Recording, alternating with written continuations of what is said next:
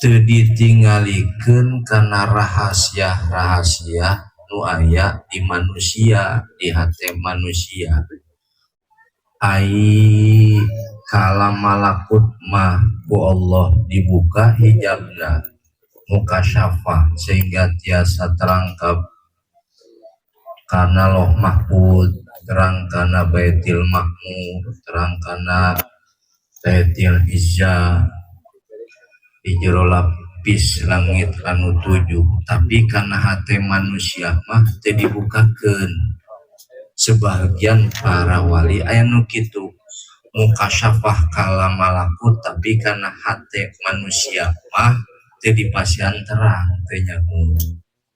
Naon sebab li anna man ittala'a ala asraril ibad walam yatakhallaq bir rahmatil ilahiyyah kana tila'u fitnatan alaih.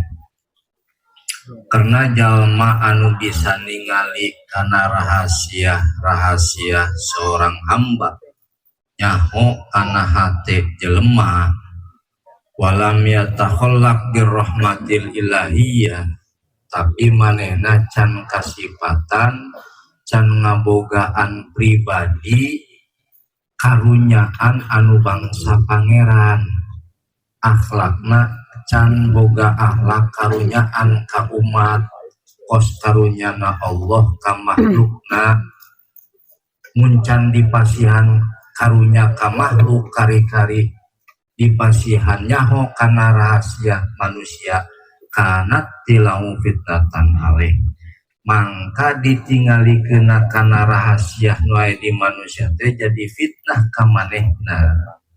Jadi berarti ditutup hijab teu nyaho kana rahasia nu aya di hate manusia teh rahmat pikeun manehna, rahmat pikeun seorang wali, rahmat pikeun jalma anu sholihin, pikeun rombongan jalma soleh eta rahmat teu nyaho kana hate batur teh.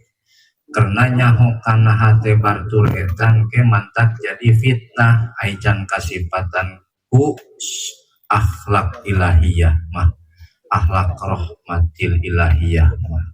Kalamun urang jeung babaturannya hatena hasud ka urang, otomatis urang kan pasti hewa ka manehna ngajauhan.